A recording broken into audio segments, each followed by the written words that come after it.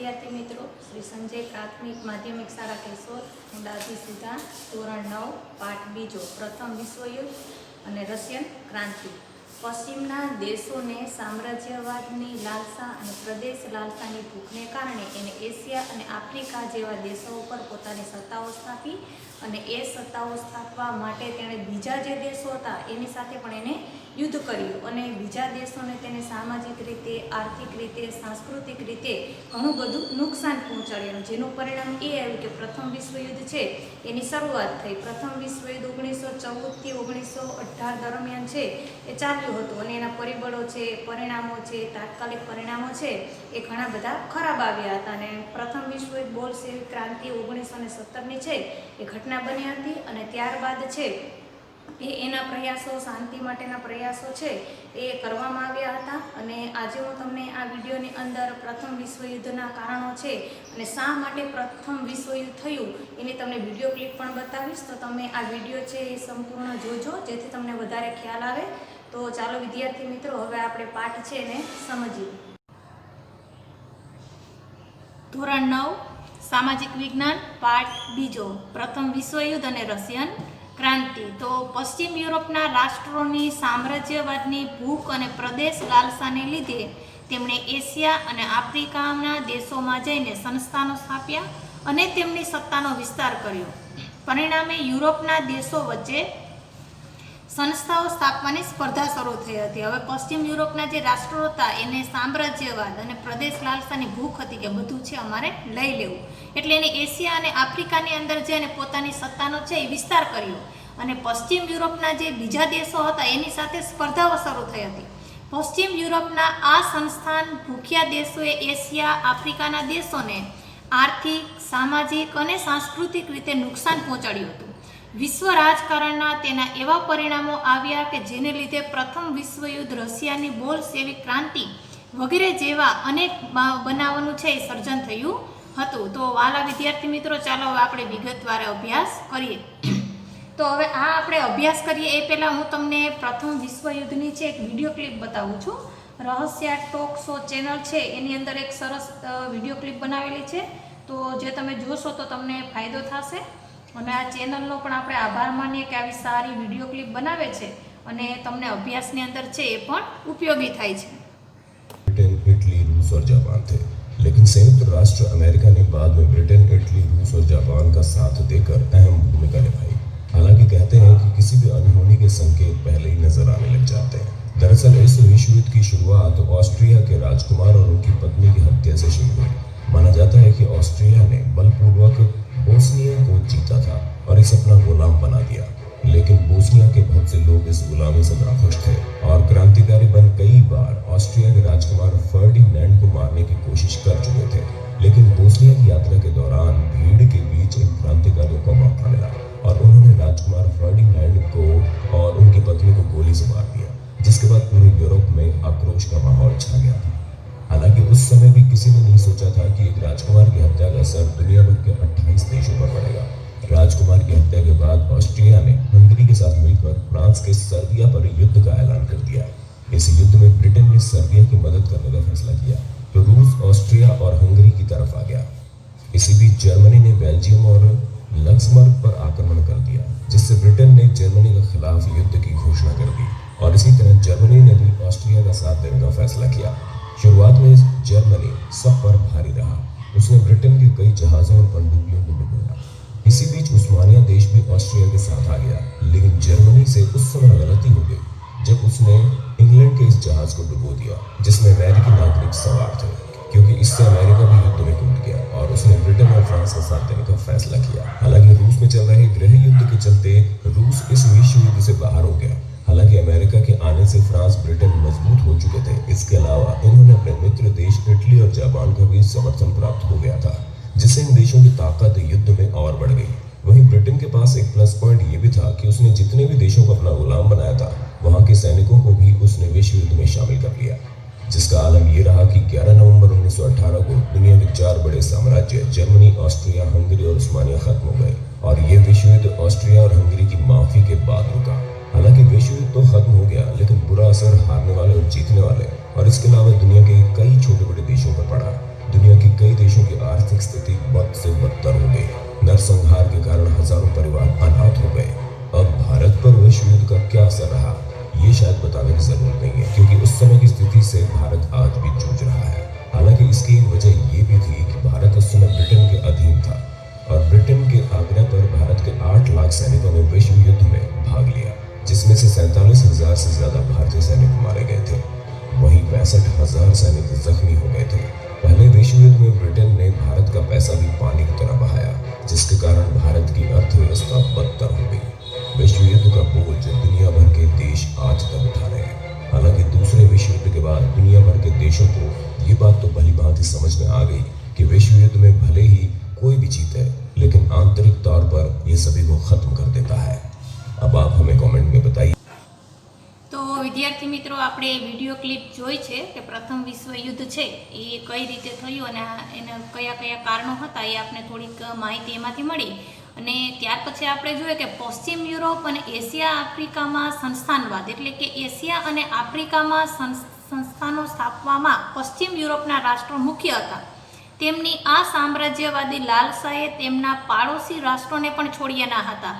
Netherland, Belgium, Luxembourg પર સ્પેનનો કબજો હતો। પાછળથી તેના કેટલાક પ્રાંતો ફ્રાન્સે પડાવી લીધા હતા। પોર્ટુગીઝ શાસક બિનવારસ મૃત્યુ પામતા લોહીના સંબંધે સ્પેનના રાજા હસ્તક પોર્ટુગલ પણ આવી ગયું, જેને કારણે 6 દાયકા સુધી બિન યુરોપિયન દેશોમાં સંસ્થાનો સ્થાપવાનો ઇજારો એકમાત્ર સ્પેન પાસે રહ્યો હતો। પોર્ટુગીઝને છે બિનવારસ મૃત્યુ પામતા અને સ્પેનના જે રાજા હતા એને લોહીનો સંબંધ હસ્તક એને પોર્ટુગલ પણ છે એ આવી ગયો હતો એની પાસે, અને જેને કારણે 6 દાયકા સુધી બિન યુરોપિયન દેશોમાં પોતાની સંસ્થાઓ સ્થાપવાનો ઇજારો છે એ માત્ર એક સ્પેન પાસે જ છે એ રહ્યો હતો। એ જ રીતે ફ્રાન્સ અને ઓસ્ટ્રિયાની પ્રદેશ ભૂખનો શિકાર ઇટાલી તથા જર્મન રાજ્યો પણ બન્યા હતા। જોકે જ્યારે એશિયા આફ્રિકાના દેશો પર સ્વતંત્ર યુરોપિયન સત્તાઓની પકડ મજબૂત બની રહી હતી, ત્યારે આ બધા દેશો સ્વતંત્ર થઈ ગયા અને તેમણે પણ પોતાના અગાઉના માલિકોના માર્ગે ચાલી એશિયા આફ્રિકાના કેટલાક રાજ્યોને પોતાની સત્તા હતી એ હસ્તક લઈ લીધા હતા। હવે એશિયામાં સંસ્થાનવાદ, તો ઇંગ્લેન્ડે ભારતમાં પગદંડો જમાવ્યા પછી ભારતના પડોશી દેશો શ્રીલંકા, મ્યાનમાર એટલે કે બ્રહ્મા, સિંગાપુર અને મલાયામાં પણ સામ્રાજ્ય સ્થાપ્યું હતું। હવે જો ઇંગ્લેન્ડે છે ભારતની અંદર પોતાનો જે પગ છે પગદંડો એટલે કે એને જમાવ્યા પછી ભારતના પાડોશી દેશો ક્યાં ક્યાં છે તો કે શ્રીલંકા છે, સિંગાપુર છે, મલયામા છે, ત્યાં પોતાનું સામ્રાજ્ય છે સ્થાપી દીધું। ઇંગ્લેન્ડે આગળ વધીને ચીનમાં પ્રવેશ કર્યો, પરંતુ અફીણના વેપારના કારણે ઇંગ્લેન્ડ અને ચીન વચ્ચે યુદ્ધો થયા। 1839 થી 42 દરમિયાન જે ઇતિહાસમાં અફીણ વિગ્રહ તરીકે જાણીતા થયા। આ યુદ્ધમાં ચીનનો પરાજય થવાથી બીજા 5 બંદરો વેપાર માટે મળતા ઇંગ્લેન્ડની સત્તામાં વધારો થયો। ચીનની નબળાઈનો લાભ લઈ Japan, Russia, Germany, France, Belgium અને અમેરિકાએ પણ વેપારી અને રાજકીય અધિકારો છે મેળવ્યા હતા। હવે ઇંગ્લેન્ડ છે એ ભારતની અંદર પગદંડા જમાવ્યા પછી ચીનની અંદર પણ એને પ્રવેશ કર્યો અને ચીનની અંદર જે અફીણનો વેપાર હતો એમાં ઇંગ્લેન્ડ અને ચીન વચ્ચે યુદ્ધ થયું, તેમાં ચીનની છે હાર થઈ છે અને ઇંગ્લેન્ડની જીત થઈ। અને આ એને બધું જોયું કે અહીંયા સત્તાઓ સ્થાપ્યા જેવી છે, વેપાર કર્યા જેવો છે, તો ચીનની નબળાઈ જોઈ અને બીજા જે દેશો હતા જાપાન, રશિયા, જર્મની એ લોકો પણ અમેરિકાએ પણ વેપારી માટે રાજકીય અધિકારો છે એ મેળવવા ઈચ્છતા હતા। એટલે પશ્ચિમ એશિયાના રણ વિસ્તારમાં વિપુલ પ્રમાણમાં નીકળતા ખનિજ તેલે યુરોપીય પ્રજાઓને સંસ્થાને સ્થાપવા આકર્ષાયા હતા। ઇંગ્લેન્ડ, જર્મની, રશિયા અને અમેરિકાએ Iran, Iraq, Kuwait, Saudi Arabia અને બહેરીનમાં તેલ કંપનીઓ સ્થાપી પોતાના હિતો જાળવવાના પ્રયાસો છે એ કર્યા હતા। હવે આફ્રિકામાં સંસ્થાનવાદ, તો 15મી સદીના અંત ભાગમાં આફ્રિકાના દક્ષિણ ભાગમાં સૌપ્રથમ ડચ પ્રજાએ સંસ્થાન સ્થાપ્યું। ત્યારબાદ ઇંગ્લેન્ડે કેપમાં, ફ્રાન્સ ઉત્તર આફ્રિકાના અલ્જીરિયામાં વેપારી મથકો સ્થાપ્યા હતા। ઔદ્યોગિક ક્રાંતિને કારણે કાચા માલની પ્રાપ્તિ અને તૈયાર માલના વેચાણ માટે આફ્રિકાનો વિશાળ વિસ્તાર વધુ અનુકૂળ જણાતા યુરોપિયન દેશોએ સંસ્થાનો સ્થાપવા સ્પર્ધાઓ કરી. બેલ્જિયમના રાજા લિયોપોલ્ડે કોંગોનો વિશાળ પ્રદેશ કબજે કરી પોતાની સત્તા સ્થાપી. ઇંગ્લેન્ડે ઇજિપ્ત, પૂર્વ આફ્રિકાના કેટલાક વિસ્તારો તેમજ દક્ષિણ આફ્રિકાના પ્રદેશોમાં પોતાના મથકો સ્થાપ્યા. ફ્રાન્સે ટ્યુનિશિયા, મોરોક્કો અને પશ્ચિમ આફ્રિકાના પ્રદેશમાં પોતાનું રાજ્ય સ્થાપ્યું. જર્મનીએ પૂર્વ તથા પશ્ચિમ આફ્રિકાના કેટલાક પ્રદેશોમાં પોતાનું સામ્રાજ્ય વિકસાવ્યું. ઇટાલીએ રાતા સમુદ્રની આજુબાજુ આફ્રિકન પ્રદેશ છે એ કબજો કર્યો હતો અને સ્પેન અને પોર્ટુગલે પણ આફ્રિકાના કેટલાક પ્રદેશો છે એ કબજે કર્યા હતા.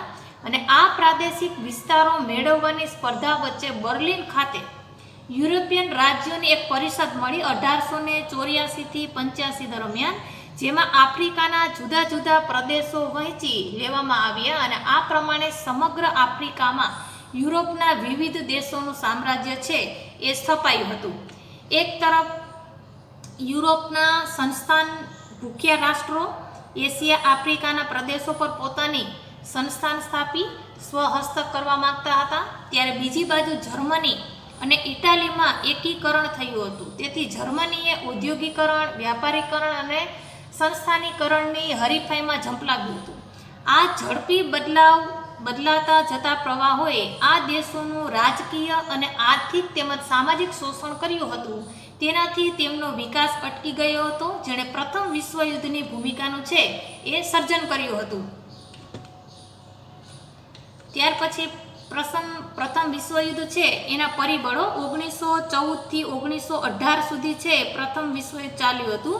એના પરિબળો ક્યાં ક્યાં હતા તો એ જોઈએ પહેલાં આપણે એની થોડીક પ્રસ્તાવના જોઈ લઈએ કે આધુનિક વિશ્વની કેટલીક હૃદયદ્રાવક અને અવિસ્મરણીય ઘટનાઓમાં પ્રથમ વિશ્વયુદ્ધનો છે સમાવેશ થાય છે. અને વિશ્વયુદ્ધ કોઈ એકાદ બે પ્રસંગો કે પરિબળોને કારણે નથી થયું, તેની પાછળ અનેક પ્રકારના કારણો જવાબદાર હતા.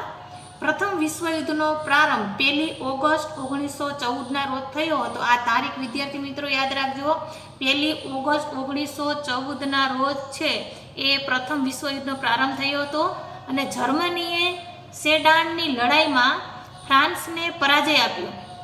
તેથી ફ્રેન્કફર્ટની સંધિ કરવી પડી અને ઈસવીસન 1871માં તે અનુસાર યુદ્ધદંડ અને પોતાની બે પ્રદેશો આલ્સેસ અને લોરેન્સ જર્મનીએ આપવા પડ્યા હતા. ફ્રાન્સ આ અપમાન ક્યારેય ભૂલી શક્યું ન હતું. આમ ફ્રેન્કફર્ટની સંધિ જ પ્રથમ વિશ્વયુદ્ધનું મુખ્ય જે કારણ હતું એ બન્યું હતું. અને આમ એક યુદ્ધના અંતમાં જ બીજા ભાવિ યુદ્ધના બીજ છે ત્યારે જ રોપાઈ ગયા હતા. તો વિદ્યાર્થી મિત્રો, હવે હું તમને એક વિડીયો ક્લિપ બતાવું છું પ્રથમ વિશ્વયુદ્ધની જ છે. એ તમે જોશો તેના પરિબળો છે કેવા કેવા છે એ તમને ખ્યાલ આવશે વિડીયો ક્લિપ જોશો એટલે. અને આ જે વિડીયો ક્લિપ છે એ નોલેજ ફર્સ્ટ ચેનલ દ્વારા તમને બતાવી રહ્યા છીએ, જે ખૂબ જ સારી વિડીયો ક્લિપ બનાવી છે જે તમને અભ્યાસમાં પણ ઉપયોગી થાય છે. તો આપણે આ ચેનલનો પણ આભાર માનીએ કે આવી સરસ વિડીયો ક્લિપ બનાવે છે જે વિદ્યાર્થીને ઉપયોગી થાય છે. તો ચાલો પહેલાં આપણે વિડીયો ક્લિપ જોઈ લઈએ. प्रथम विश्व युद्ध को द ग्रेट वॉर भी कहा जाता है। पहला विश्व युद्ध 28 जुलाई 1914 को शुरू हुआ तथा 11 नवंबर 1918 को समाप्त हुआ। इसमें लगभग 1 करोड़ 70 लाख लोग मारे गए तथा 2 करोड़ से ज़्यादा लोग घायल हुए। हम इस वीडियो में जानेंगे कि इस युद्ध के शुरू होने का कारण क्या था।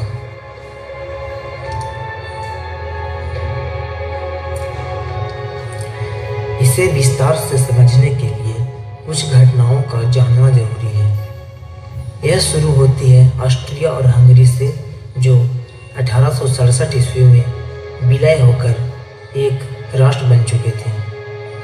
यहाँ के राजा फ्रांसिस जोसेफ थे तथा उनके वारिस फ्रांच कार्डिनाड इस राज्य के युवराज थे। 18 जून 1914 रविवार का दिन था। फ्रांस कार्डिनाड अपनी पत्नी के साथ साराएवो जाने के लिए निकले।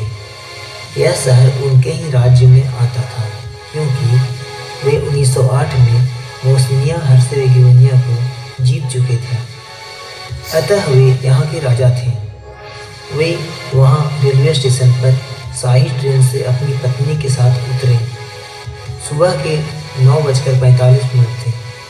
वहां के प्रांतीय गवर्नर ने उनका स्वागत किया। फिर वे सारायोवो के टाउन हॉल की तरफ चल पड़े। उनके काफिले में 6 मोटर कारें थीं। इन 6 मोटर कारों में कई मोटर कार खुली छत वाली थी। वे और उनकी पत्नी दोनों खुली छत वाली मोटर कार में बैठे थे। वे जिस रोड से गुजर रहे थे उसके एक तरफ ऊंची ऊंची इमारतें थीं, एक तरफ नहर थी। उन्हें देखने के लिए काफ़ी भीड़ इकट्ठा हो चुका था। इस भीड़ में कई क्रांतिकारी भी थे जो राजकुमार को मारना चाहते थे। आगे मोड़ था जिसके कारण गाड़ी धीमी हो गई। इस बीच एक क्रांतिकारी ने उनके गाड़ी पर बम फेंका, लेकिन बम गाड़ी के बोनेट से टकराकर पीछे गिरा और जोरदार धमाका हुआ। इस घटना में राजा तो बच गए, लेकिन उनके 2 अफसर मारे गए तथा 10-12 गंभीर रूप से घायल हो गए। घायलों को जल्द से जल्द अस्पताल पहुंचाया गया। वे और उनकी पत्नी दोनों टाउन हॉल पहुंचे, लेकिन वहां हो रहे कार्यक्रमों में उनका अब कोई रुचि नहीं थी। कार्यक्रम को बीच में ही रोक दिया गया। फ्रांज कार्डिनाड और उनकी पत्नी दोनों घायलों का हाल जानने के लिए अस्पताल की ओर काफिले के साथ चल पड़े।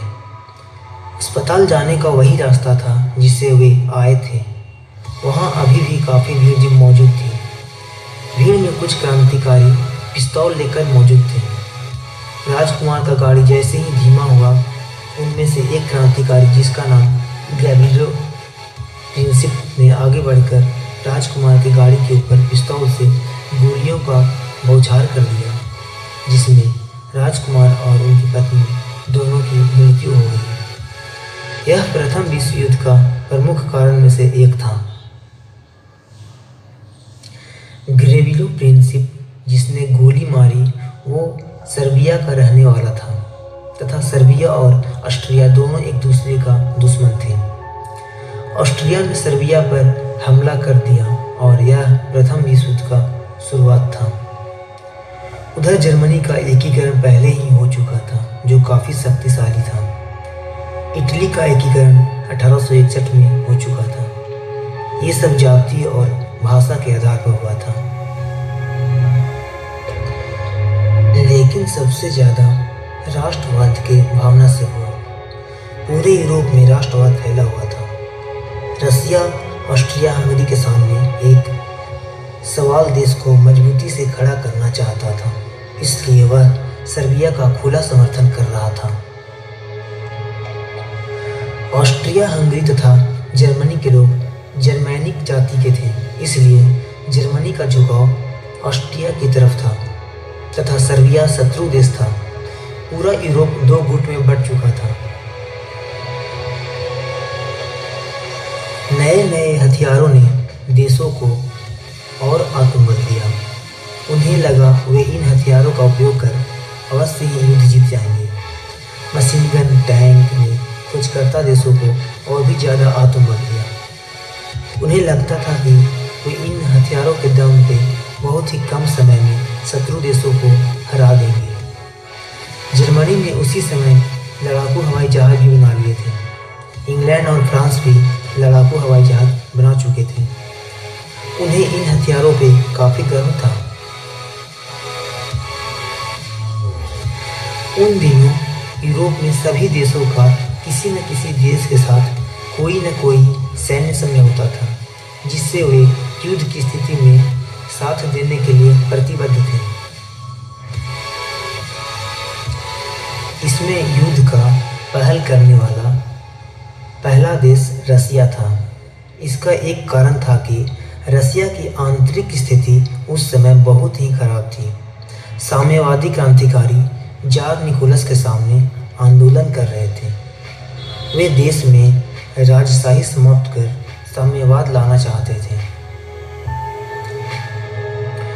आंदोलन बढ़ती जा रही थी, इसलिए जार ने सोचा कि सर्बिया की मदद के लिए सेना भेजा जाए तो इन आंदोलनकारियों का ध्यान उधर युद्ध की ओर चला जाएगा तथा आंदोलन का अंत हो जाएगा। इसलिए रसिया ने 23 जुलाई 1914 को अपनी सेना को सर्बिया की मदद के लिए भेज दिया। जर्मन और ऑस्ट्रिया हंगरी के साथ सैन्य संधि जिसमें जर्मनी को ऑस्ट्रिया का मदद करना था। जर्मनी ने रसिया को 24 घंटे में सेना वापस बुलाने का फरमान जारी कर दिया तथा फ्रांस को तटस्थ रहने को कहा। रसिया ने यह मांग ठुकरा दिया जिससे जर्मनी ने युद्ध की घोषणा कर दी। अमेरिका को इससे कोई लेना देना नहीं था। ब्रिटेन भी अभी तक इस युद्ध से बाहर था। उसके पास लड़ने का फिलहाल कोई कारण नहीं था। इसी बीच फ्रांस ने ब्रिटेन से युद्ध की स्थिति में सैन्य मदद की गुजारिश की जिसे ब्रिटेन ने मना कर दिया। ब्रिटेन ने कहा कि फ्रांस पर कोई हमला क्यों करेगा। इधर जर्मनी ने फ्रांस पर आक्रमण करने का इरादा बना लिया था। उसने फ्रांस और जर्मनी के सीमा पर युद्ध न लड़कर बेल्जियम के रास्ते फ्रांस पर आक्रमण करना चाहता था। जर्मनी ने बेल्जियम से सहायता मांगी जिसे बेल्जियम ने मना कर दिया। जर्मनी के पास 45 लाख सैनिक थे तथा बेल्जियम के पास मात्र 1.5 लाख सैनिक थे। बेल्जियम डरकर ब्रिटेन से सहायता मांगा। बेल्जियम और ब्रिटेन के बीच काफ़ी पुराना समझौता था जिससे ब्रिटेन को बेल्जियम की सहायता के लिए आना पड़ा। ब्रिटेन खुद भी जर्मनी से डर रहा था। उसे लग रहा था कि फ्रांस से जीतने के बाद जर्मनी ब्रिटेन पर भी हमला कर देगा। 4 अगस्त 1914 को जर्मन सैनिक बेल्जियम में घुसे जिससे ब्रिटेन ने जर्मनी के खिलाफ युद्ध की घोषणा कर दी। ब्रिटेन का भारत सहित दुनिया के 25% देशों पर शासन था जिससे सभी देशों के सैनिकों को ब्रिटेन की तरफ से युद्ध में आना पड़ा। यूरोप के लगभग सारे देश युद्ध में कूद पड़े। इस युद्ध में 28 देश लड़ रहे थे। जर्मनी ने सबमरीन को समुद्र में तैनात कर दिया तथा ब्रिटेन के मालवाहक जहाज़ों को डुबोने लगा। इससे काफ़ी नुकसान हुआ। ब्रिटेन ने अमेरिका से सहायता मांगी पर अमेरिका ने मना कर दिया। कुछ अन्य कारणों से जर्मनी ने मैक्सिको को अमेरिका के खिलाफ भड़काना शुरू कर दिया क्योंकि पहले नेवादा, कैलिफोर्निया, न्यू मैक्सिको ये सब पहले मैक्सिको के हिस्सा थे जिसे अमेरिका ने 1848 में ले लिया था। एक पत्र जो सांकेतिक भाषा में था जिसे ब्रिटेन के जासूसों ने डिकोड कर अमेरिका को बता दिया और अमेरिका भी युद्ध में कूद पड़ा। ये युद्ध 4 वर्ष तक चला। इसमें 2 गुट थे, अलाइड शक्ति जिसमें रसिया, फ्रांस, ब्रिटेन, अमेरिका और जापान थे। दूसरी तरफ सेंट्रल शक्ति थे जिसमें जर्मनी, ऑस्ट्रिया, हंगरी तथा ऑटोमन एम्पायर था। अंत में इस युद्ध का बहुत ही दुखद अंत हुआ और इसका असर काफ़ी वर्षों। તો વિદ્યાર્થી મિત્રો આપણે હમણાં વિડીયો ક્લિપ જોઈ છે કે ભાઈ પ્રથમ વિશ્વયુદ્ધ છે એ કઈ રીતે થયું, કોણ કોણ ક્યાં દેશ એની અંદર છે એ સમાવેશ હતા, કોણે વધારે નુકસાન પહોંચાડ્યું છે એ બધું આપણે વિડીયો ક્લિપની અંદર જોયું। તો હવે એનું પહેલું જે પરિબળ છે આર્થિક પરિબળ છે એ જોઈએ કે 19મી સદીમાં ઇંગ્લેન્ડે એશિયા તથા આફ્રિકામાં વિશાળ સામ્રાજ્ય ફેલાવ્યું હતું। તે પોતાના સંસ્થાનોનું આર્થિક શોષણ કરીને ધનવાન બન્યું હતું। એટલે કે બીજા દેશનું શોષણ કરી અને ઇંગ્લેન્ડ શું થયું હતું તો કે ભાઈ ધનવાન અમીર બની ગયું હતું। ઔદ્યોગિક ક્રાંતિ તથા સંસ્થાનવાદ ઝડપી ફેલાવાને લીધે યુરોપને પુષ્કળ કાચા માલની જરૂરિયાત પડતી।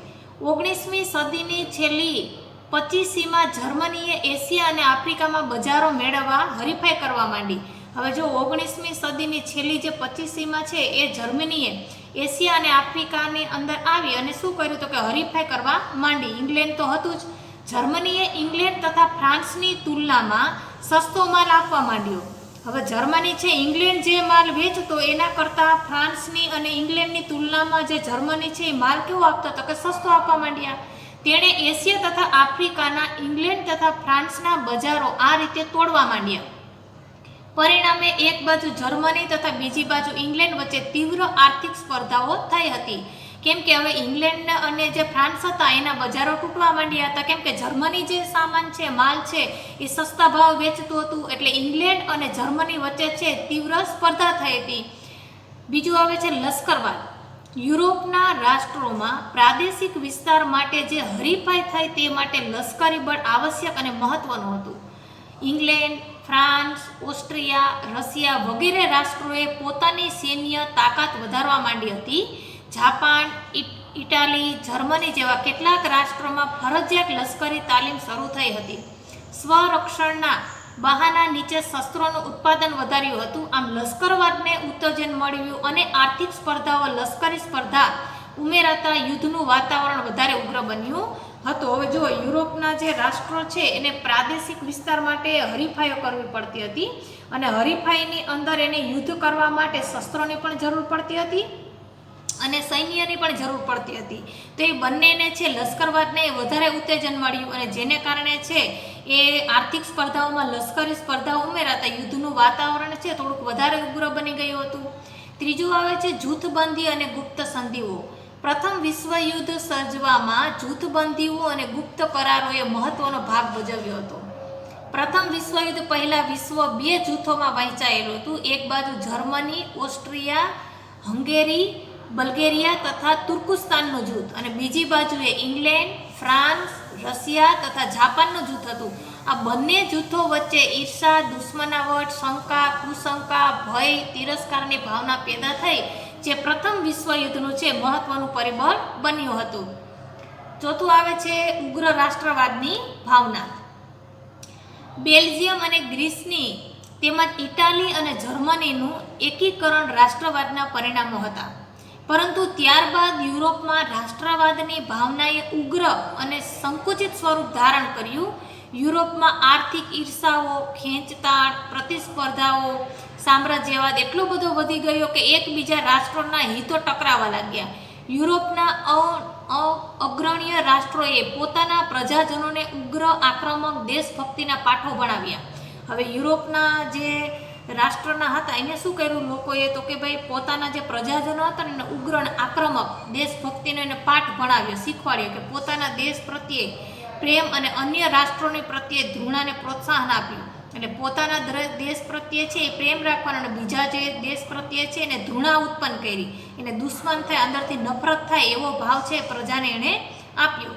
જર્મન સમ્રાટ કૈસર વિલિયમ બીજો ઉગ્ર રાષ્ટ્રવાદ અને સામ્રાજ્યવાદનો પ્રણેતા હતો. તે મહત્વાકાંક્ષી અને વિશ્વ પ્રભુત્વની નીતિમાં માનતો હતો. પોતાની પ્રચંડ લશ્કરી તાકાતથી પોતાનું ધાર્યું કરવા માંગતો હતો. જર્મનીની જેમ અન્ય રાષ્ટ્રોમાં પણ યુદ્ધની ભાવના ફેલાય અને આ પ્રથમ વિશ્વયુદ્ધમાં છે એ પરિણમી હતી. પાંચમો છે વર્તમાનપત્રનો ફાળો. તો યુરોપના રાષ્ટ્રોના વર્તમાનપત્રો પરસ્પર આકરા, ઉશ્કેરણીજનક, અતિશયોક્તિ ભર્યા અને જૂઠા લખાણો પરસ્પર હરીફ દેશોની વિરુદ્ધ ઝેર ઓકી પ્રજામાં દુશ્મનાવટની લાગણી એટલી હદે ભડકાવી કે સત્તા સ્થાને બેઠેલા લોકો શાંતિ સ્થાપવા કે સમાધાન કરવાના પ્રયત્ન પણ ન કરી શકે. હવે જુઓ યુરોપનો જે રાષ્ટ્ર હતા એ ત્યાંના શું કરતા તો કે વર્તમાનપત્ર જેને આપણે ન્યૂઝપેપર છાપા કહીએ છીએ એની અંદર એવા બધા લખાણો લખતા કે પ્રજા છે એ આક્રોશમાં આવી જાય, સમાધાન કરવાની વાત તો દૂર રહે પણ ઉલટાનું બીજા દેશ પ્રત્યે નફરત થાય એવા જ છે લખાણો લખતા. એટલે આ વર્તમાનપત્રનો ફાળો છે એક પણ આ પરિબળ આપણે ગણાવી શકીએ કે એક પ્રથમ વિશ્વયુદ્ધના વર્તમાનપત્ર છે એ પણ લોકોને ઘણું બધું ખરાબ રીતે અસર કરતું. કેમ કે સારા લખાણો તો લખતા જ નહીં, ખરાબ બાબતો લખતા, દુશ્મનના વટ થાય કેમ નફરત થાય, કેમ બીજા દેશને નુકસાન પહોંચાડવું, બસ એવી જ વાતો અંદર લખતા. અને આપણા દેશમાં એણે આમ કર્યું છે, ઓલું કર્યું છે, આ કર્યું છે, એવું બધું લખાણો લખે એટલે શું થાય છે તો કે ભાઈ જે પ્રજા છે એને એમ થાય કે ના ખરેખર બાજુના દેશ છે એ આપણા દેશની અંદર નુકસાન પહોંચાડે છે, તો આપણે એને સાથ સહકાર કે સમાધાન ના કરવું જોઈએ, એની સાથે યુદ્ધ જ કરવું જોઈએ, એવા વિચારો છે એ લોકોના થઈ ગયા હતા. પછી છઠ્ઠું આવે છે કે યુદ્ધ અંગેનું તત્વજ્ઞાન. યુરોપમાં હવે યુદ્ધ એ જ કલ્યાણ નીતિએ જોર પકડ્યું હતું. 30% જેવા જર્મન લેખકોએ સિદ્ધાંત પ્રચલિત કર્યા કે શક્તિમાનને જ જીતવાનો હક છે તથા યુદ્ધ એ રાષ્ટ્રીય જરૂરિયાત છે. નીત્સે નામના જર્મન લેખકે યુદ્ધને પવિત્ર કાર્ય ગણાવ્યું હતું. ઓસ્ટ્રિયાના રાજકુમાર અને તેની પત્ની બ્લેક હેન્ડ નામની સર્બિયાની ઉગ્રવાદી સંસ્થાના સભ્યે ગોળી મારી હત્યા કરી અને આ ઘટના પાછળ સર્બિયાનો હાથ હોવાનો ઓસ્ટ્રિયાએ આક્ષેપ મૂક્યો હતો. 48 કલાકમાં તેના ગુનેગારને પકડી અને ઓસ્ટ્રિયા સમક્ષ હાજર કરવાનું સર્બિયાને આખરી નામું આપ્યું. સર્બિયાએ પોતે આ બાબતે અજાણ હોવાનું જાહેર કર્યું. ઓસ્ટ્રિયાએ સર્બિયાનું કશું નહીં સાંભળતા સર્બિયા સામે યુદ્ધ જાહેર કર્યું. આ પ્રથમ વિશ્વયુદ્ધનો છે એ પ્રારંભ થયો હતો. ત્યાર પછીનો મુદ્દો એ છે કે પ્રથમ વિશ્વયુદ્ધની ઘટના. તો પ્રથમ વિશ્વયુદ્ધ દરમિયાન મિત્ર રાષ્ટ્રોને પક્ષે 24 અને ધરી રાષ્ટ્રોને પક્ષે 4 રાષ્ટ્રોએ યુદ્ધમાં ભાગ લીધો હતો. જર્મનીએ શરૂઆતમાં યુરોપમાં નોંધપાત્ર વિજય મેળવ્યો હતો અને ફ્રાન્સની સેનાને તો તેણે નષ્ટ કરી નાખી હતી. તેણે ભયાનક સબમરીન યુદ્ધ કરીને મિત્ર રાષ્ટ્રોના અનેક જહાજો ડૂબાડી દીધા હતા. હવે જોવો, જે પ્રથમ વિશ્વયુદ્ધની અંદર છે મિત્રો રાષ્ટ્રના પક્ષે કેટલા હતા તો કે 24 અને ધરી રાષ્ટ્રોના 4 એમ યુદ્ધમાં છે એ રાષ્ટ્રોએ ભાગ લીધો હતો. કુલ 28 થયા. જર્મનીએ શરૂઆતમાં નોંધપાત્ર છે એ વિજય મેળવ્યો હતો અને ફ્રાન્સની સેનાને તો તેને સાવ નષ્ટ એટલે એનું પૂરું જ કરી નાખ્યું હતું. તેણે ભયાનક સબમરીન, એની પાસે એવા બધા ભયાનક સબમરીનો હતા કે તેણે મિત્ર રાષ્ટ્રના જહાજો છે એને ડૂબાડી દીધા હતા. હમણાં તમે વિડીયો ક્લિપ જોઈ એમાં એ જહાજ અને ટેન્ક ને બધું બતાવેલું હતું. ટેન્કો, ઝેરી ગેસ વગેરે દ્વારા લાખો સૈનિકો તથા નાગરિકોને જાનહાનિ થઈ. રશિયામાં ક્રાંતિ થઈ 1917. તેથી રશિયા યુદ્ધમાંથી ખસી ગયું. જર્મની આ સમયે ખૂબ જ શક્તિશાળી હતું. તેણે એક અમેરિકન સ્ટીમર લ્યુસિટાનિયાને ડૂબાડી દીધું.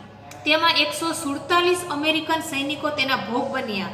પરિણામે અમેરિકા મિત્ર રાષ્ટ્રોના પક્ષે યુદ્ધમાં જોડાયું અને એપ્રિલ 1917 તેની સાથે પનામા, ગ્રીસ, ક્યુબા, ચીન અને સિયામ જેવા રાષ્ટ્રો મિત્ર રાષ્ટ્રોના પક્ષે જોડાયા. તેનાથી મિત્ર રાષ્ટ્રોની તાકાતમાં વધારો થયો.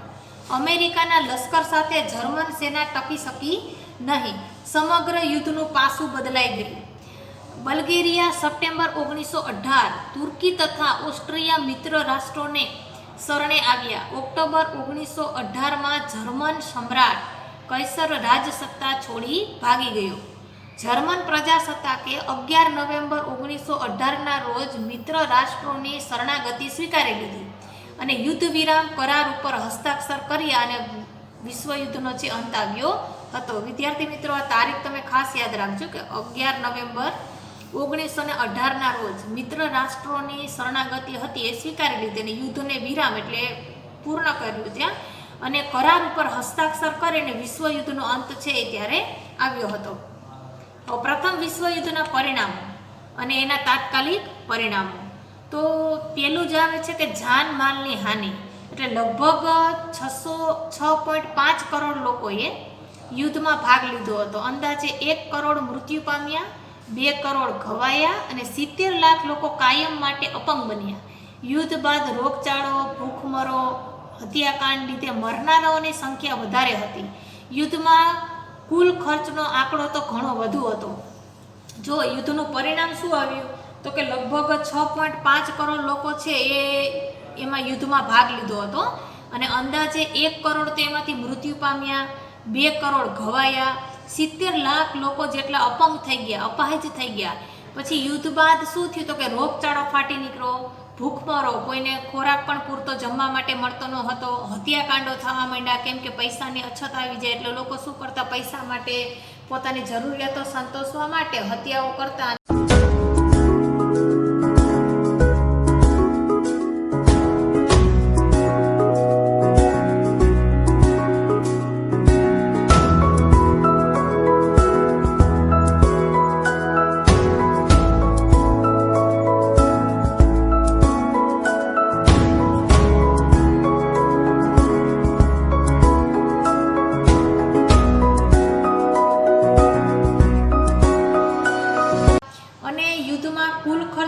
થયો એનો તો આંકડો હજી પણ આપણે નક્કી ના કરી શકીએ એટલો બધો છે, એ આંકડો વધુ હતો.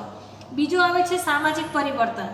તો સામાજિક પરિવર્તન છે એ વિશ્વના દરેક રાષ્ટ્રોમાં યુદ્ધ દરમિયાન પુરુષો યુદ્ધ મોરચે હોવાથી કૌટુંબિક અને વ્યાવસાયિક જવાબદારીઓ સ્ત્રીના માથે આવી પડી હતી. ઘરની 4 દિવાલમાંથી સ્ત્રીઓએ બહાર આવી વ્યાવસાયિક ક્ષેત્રે સફળતાપૂર્વક જવાબદારી સંભાળી તેનાથી તેમના પુરુષ સમોવડી હોવાના આત્મવિશ્વાસમાં વધારો થયો. તેમનામાં સમાનતાની લાગણી જન્મી. પરિણામે સ્ત્રી મતાધિકાર માંગ ઉઠી. યુદ્ધ દરમિયાન જીવન જરૂરિયાતની ચીજવસ્તુઓનું ઉત્પાદન ઘટ્યું. તેથી અછત, બેકારી, ભૂખમરો, હડતાલો, તાળાબંધી વગેરે જેવી સમસ્યાઓ ઊભી થઈ લોકો અપાર મુશ્કેલીઓ વેઠતા હતા. બાળકોની સ્થિતિ વધુ દયનીય બની હતી. હવે જુઓ સામાજિક પરિવર્તન શું હતું, તો કે વિશ્વના દરેક રાષ્ટ્રમાં યુદ્ધ દરમિયાન પુરુષો જે છે એ યુદ્ધમાં હતા. તો ઘરની જવાબદારી કોણ સંભાળે, તો કે સ્ત્રીઓને માથે આવી ગઈ હતી.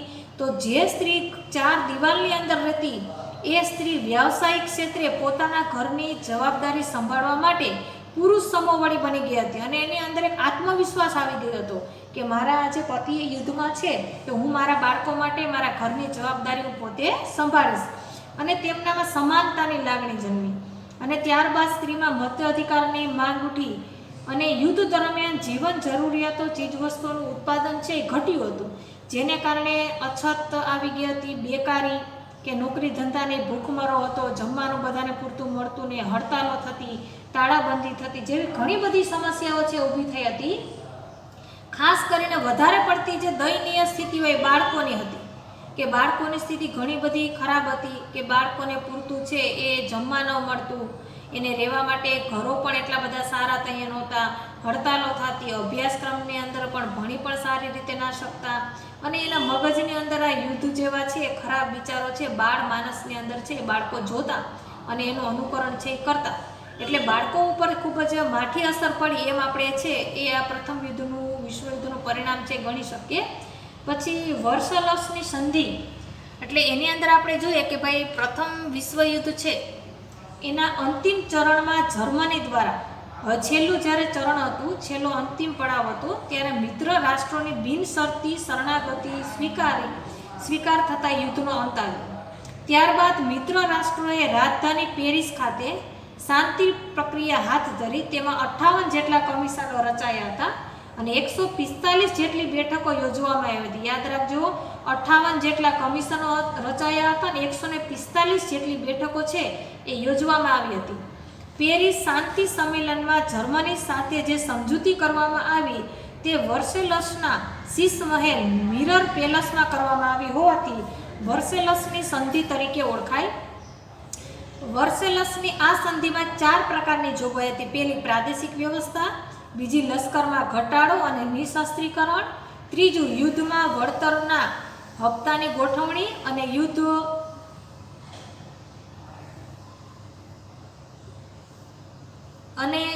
અને ચોથું આવે છે અન્ય જોગવાઈઓ.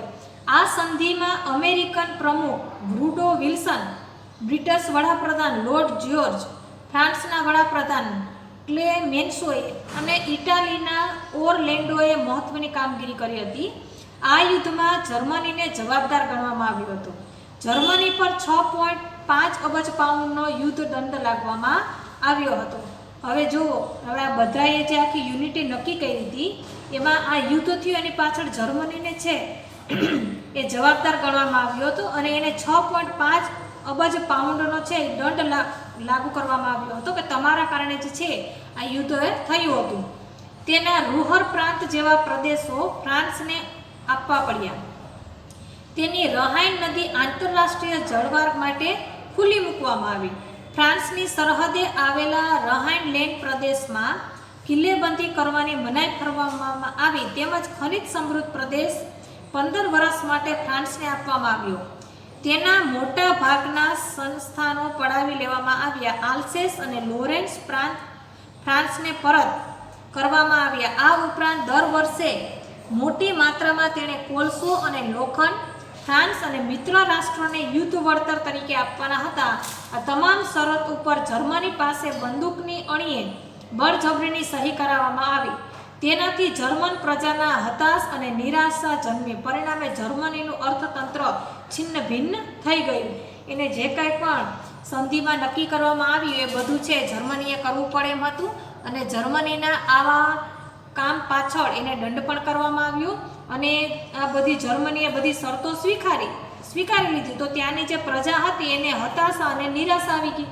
જર્મની પાસે જે કાંઈ પણ હતું એનું અર્થતંત્ર જે હતું છિન્ન ભિન્ન આખું વિખેરાઈ ગયું હતું. ચોથું આવે છે દૂરગામી પરિણામ. યુદ્ધમાં પરાજિત રાષ્ટ્રો સાથે સંધિ કરવામાં આવી તેમાં વેરની ભાવના હતી.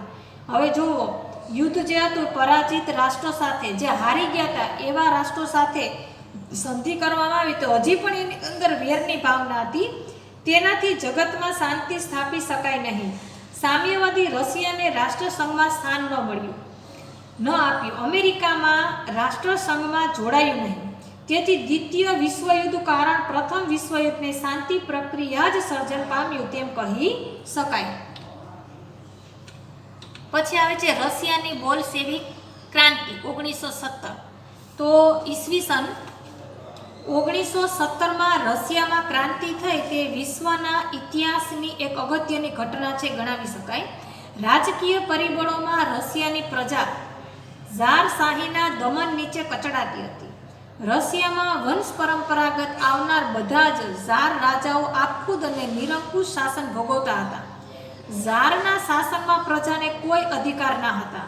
પ્રજા ઉપર આ રાજાઓની આપખુદ ઝારશાહી એટલી બધી કઠોર હતી કે જો કોઈ વ્યક્તિ અધિકારની માંગણી કરે તો તેની ઉપર અત્યાચાર, દમન, જુલ્મ ગુજારવામાં આવતો અથવા સાઇબિરિયાની હાડ થીજવી દે તેવી કાતિલ ઠંડીમાં મોકલવાની સજા કરવામાં આવતી.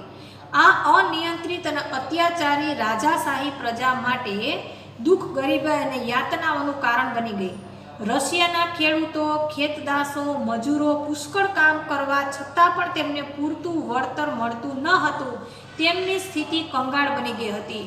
હવે જુઓ, ઝારશાહીનું એટલું બધું દમન હતું કે પ્રજા તેની સામે કાંઈ બોલી શકતી જ નહીં, અને જો કોઈ પણ એનો વિરોધ કરે તો એને સાઇબિરિયાની હાડ થીજવી દે તેવી કાતિલ ઠંડીમાં એને સજા આપવામાં આવતી, તેને મારવામાં આવતો, તેની ઉપર અત્યાચાર, દમન, જુલ્મો બધા ગુજારવામાં આવતા હતા. એટલે ત્યાંના જે ખેડૂતો છે એ ખેતદાસો, મજૂરો પુષ્કળ કામ કરતા છતાં એને પૂરતું છે વળતર ના મળતું હતું, અને ગરીબાઈ છે દિવસે દિવસે પ્રજાઓ પર વધતી જતી હતી, કેમ કે રાજાશાહી ત્યારની એવી હતી. એટલે ફાધર ગેપોન નામના પાદરીના નેતૃત્વ નીચે એક વિશાળ સરઘસ આકારે લોકો ઝારના નિવાસ સ્થાને વિન્ટર પેલેસ ગયા. 22મી જાન્યુઆરી 1905 અને રવિવાર હતો. આ તમામ લોકો નિશસ્ત્ર હતા, એની પાસે કોઈ હથિયાર નહોતા, અને કેટલાકના હાથમાં ઝારની છબી હતી, એટલે કે એનો ફોટો હતો. તેમાં રશિયાનો ગોરો નાનો પ્રભુ ઘણું જીવો જેવા સૂત્રો લખેલા હતા. આ નિર્દોષ લોકો પર ઝારના લશ્કર દ્વારા અંધાધૂંધી ગોળીબાર કરવામાં આવ્યો. તેમાં હજારો નિર્દોષ લોકો છે મૃત્યુ પામ્યા, અને જ્યાં ઝારનો મહેલ હતો તે સેન્ટ પીટર્સબર્ગનો એક બરફ લોહીથી લાલ થઈ ગયો. આ દિવસને ઇતિહાસમાં લોહિયાળ રવિવાર તરીકે ઓળખવામાં આવે છે. આ અરસામાં રશિયા જાપાન યુદ્ધ 1904-05માં રશિયાને નાનકડા રાષ્ટ્ર જાપાન વિશાળકાય યુરોપિયન રાષ્ટ્રને રશિયાને આપેલી હારથી ઝારશાહીની નબળાઈઓ છતી થતાં રશિયાની મોટા ભાગની પ્રજા ઉશ્કેરાઈ. રશિયન પ્રજાનો રોષ પારખી તેને શાંત કરવા વર્ષોથી નહીં બોલાવેલી ડુમા ધારાસભા બોલાવવાની જાહેરાત કરી. સમયાંતરે 4 ડુમા બોલાવવામાં આવી, પરંતુ તે પ્રજાને સંતોષ પ્રમાણે તેવા પગલાં ભરે તે પહેલાં બરખાસ્ત કરવામાં આવી હતી. 8 માર્ચ 1917ના દિવસે પેટ્રોગાર્ડના કચડાયેલા કામદારોએ હડતાળ પાડી, અને આ ઘટનાને દબાવી દેવા માટે ઝારે લશ્કર મોકલ્યું, પરંતુ લશ્કરે ગોળીબાર કરવાની ના પાડી. પરિણામે ક્રાંતિનો આરંભ થયો. ઝારશાહીના પતન બાદ કેરેન્સ્કીના નેતૃત્વ મેનસેવિક પક્ષ એટલે લઘુમતીના હાથમાં સત્તા આવી. ઝારશાહીનું પતન થતાં એકમાત્ર લેનિન સિવાય રશિયાના તમામ લોકો ખુશ હતા. પરંતુ લેનિન કાર્લ માર્ક્સની વિચારસરણી પ્રમાણે શ્રમજીવીઓના વર્ચસ્વમાં માનતો હતો, જ્યારે મેનસેવિક પક્ષમાં મધ્યમ વર્ગના લોકો વર્ચસ્વ ધરાવતા હતા. પરિણામે તેણે બોલશેવિકને મેનસેવિકના વિરુદ્ધ ઉશ્કેરીને નવેમ્બર 1917માં આખરી ક્રાંતિ કરી સત્તા હસ્તગત કરી હતી, જેમાં સમાજવાદી બોલશેવિક ક્રાંતિ તરીકે ઓળખાઈ. આમ ઝારશાહીનો 300 વર્ષ જૂનો તખતો હવે ઉખડી ગયો અને 300 વર્ષના ઇતિહાસમાં રશિયા પ્રથમ વખત ઝાર વિનાનું બન્યું. પછી આવે છે વિશ્વ શાંતિ માટેના પ્રયાસો. તો એમાં પેલું આવશે રાષ્ટ્રસંઘ. તો વિશ્વ યુદ્ધની ભયાનક કર્તાએ વિશ્વના દેશોને વિશ્વ શાંતિ અનિવાર્યતા સમજાવી.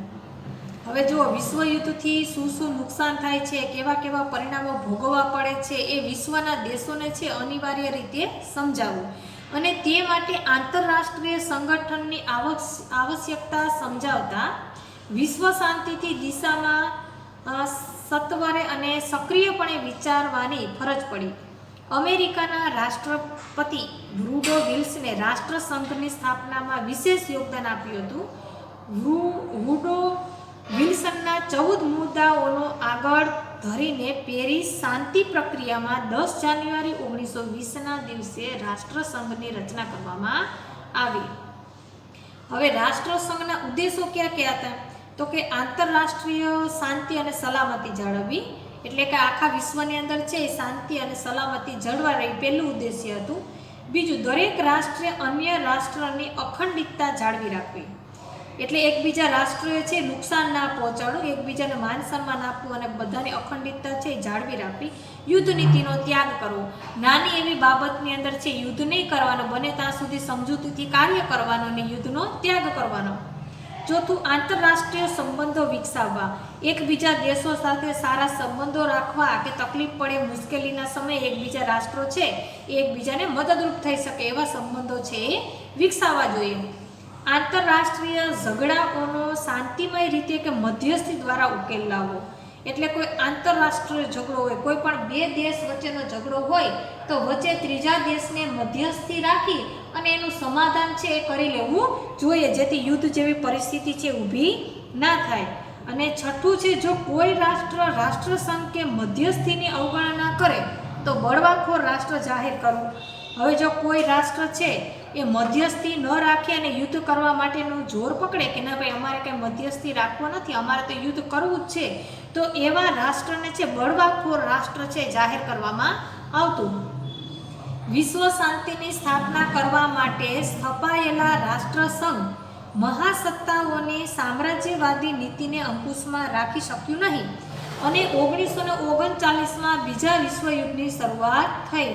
જો વિદ્યાર્થી મિત્રો, વિશ્વ શાંતિની સ્થાપના કરવા માટે ઘણા બધા પ્રયાસો કરવામાં આવેલા હતા અને રાષ્ટ્રસંઘે મહાસત્તાઓની સામ્રાજ્યવાદી નીતિઓના અંકુશમાં છે તો એ રાખી ના શક્યું અને પરિણામે 1939માં છે બીજા વિશ્વયુદ્ધની છે એ શરૂઆત થઈ હતી.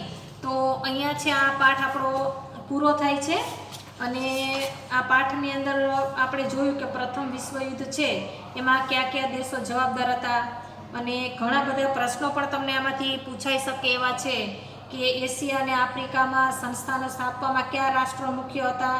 તો તમે કહી શકો કે એશિયા અને આફ્રિકામાં સંસ્થાનો સ્થાપવામાં પશ્ચિમ અને યુરોપના રાષ્ટ્રો છે એ મુખ્ય હતા. પછી સ્પેનમાં કયા કયા રાષ્ટ્રો પર પોતાની સત્તા સ્થાપી હતી? તો સ્પેને નેધરલેન્ડ, બેલ્જિયમ, લક્ઝમબર્ગ, પોર્ટુગલ વગેરે રાષ્ટ્રો પર પોતાની સત્તા છે એ સ્થાપી હતી.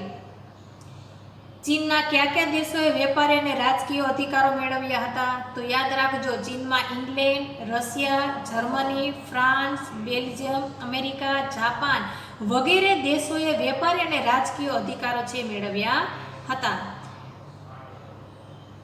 ઇંગ્લેન્ડ આફ્રિકામાં ક્યાં ક્યાં પોતાના મથકો સ્થાપ્યા હતા? તો કે ઇંગ્લેન્ડે આફ્રિકામાં ઇજિપ્ત, પૂર્વ આફ્રિકાના કેટલાક વિસ્તારો, દક્ષિણ આફ્રિકાના દેશો, નાતાલ અને ટ્રાન્સવાલમાં પોતાનો છે મથકો સ્થાપ્યા હતા. ઇટાલીએ આફ્રિકામાં કયા પ્રદેશો કબજે કર્યા? તો ઇટાલીએ આફ્રિકામાં રાતા સમુદ્રની આજુબાજુના પ્રદેશો હતા એ કબજે કર્યા હતા. પછી એવો પણ પ્રશ્ન પૂછાઈ શકે કે પ્રથમ વિશ્વયુદ્ધની શરૂઆત ક્યારે થઈ? તો યાદ રાખજો 1 ઓગસ્ટ 1914ના દિવસે પ્રથમ વિશ્વયુદ્ધની છે શરૂઆત થઈ હતી. અને ફ્રાન્સનું કયું અપમાન ક્યારે ભૂલી શક્યું ન હતું? તો ઈસવીસન 1871માં ફ્રેન્કફર્ટની સંધિ પ્રમાણે ફ્રાન્સે જર્મનીને યુદ્ધ દંડ તેમજ આલ્સેસ અને લોરેન્સ નામના 2 પ્રદેશો આપવા પડ્યા. ફ્રાન્સ આ અપમાન ક્યારેય ભૂલી શક્યું ના હતું. આર્થિક સ્પર્ધાઓમાં કઈ સ્પર્ધા ઉમેરાતા યુદ્ધનું વાતાવરણ સર્જાયું? તો આર્થિક સ્પર્ધાઓમાં લશ્કરી સ્પર્ધા ઉમેરાતા યુદ્ધનું વાતાવરણ છે એ સર્જાયું હતું. અને નીત્સ નામના લેખકે યુદ્ધને કેવું ગણાવ્યું હતું? તો નીત્સ નામના લેખકે યુદ્ધને પવિત્ર કાર્ય છે ગણાવ્યું હતું. યુરોપમાં કઈ નીતિ પ્રબળ બની હતી? યુરોપમાં યુદ્ધ એ જ કલ્યાણની નીતિ છે પ્રબળ બની હતી. રશિયા પ્રથમ વિશ્વયુદ્ધમાંથી શા માટે ખસી ગયું? તો ઈસવીસન 1917માં રશિયામાં બોલ્શેવિક ક્રાંતિ થઈ, તેથી તે પ્રથમ વિશ્વયુદ્ધમાંથી ખસી ગયું હતું. અને પ્રથમ વિશ્વયુદ્ધનો અંત કેવી રીતે આવ્યો? તો 11 નવેમ્બર 1918ના રોજ જર્મન પ્રજાસત્તાકે મિત્ર રાષ્ટ્રોની શરણાગતિ સ્વીકારી યુદ્ધ વિરામ કરાર પર હસ્તાક્ષર કર્યા. આ રીતે પ્રથમ વિશ્વયુદ્ધ છે એનો અંત આવ્યો હતો. પ્રથમ વિશ્વયુદ્ધમાં કયા રાષ્ટ્રનો વિજય અને કયા રાષ્ટ્રનો પરાજય થયો? તો પ્રથમ વિશ્વયુદ્ધમાં મિત્ર રાષ્ટ્રનો વિજય અને જર્મની તથા ધરી રાષ્ટ્રનો છે પરાજય થયો હતો. પ્રથમ વિશ્વયુદ્ધનો અંત ક્યારે આવ્યો? 11 નવેમ્બર 1918ના રોજ પ્રથમ વિશ્વયુદ્ધનો અંત આવ્યો. પ્રથમ વિશ્વયુદ્ધમાં કેટલી જાનહાનિ થઈ હતી? તો પ્રથમ વિશ્વયુદ્ધમાં 6.5 કરોડ લોકોએ એક તો ભાગ લીધો હતો.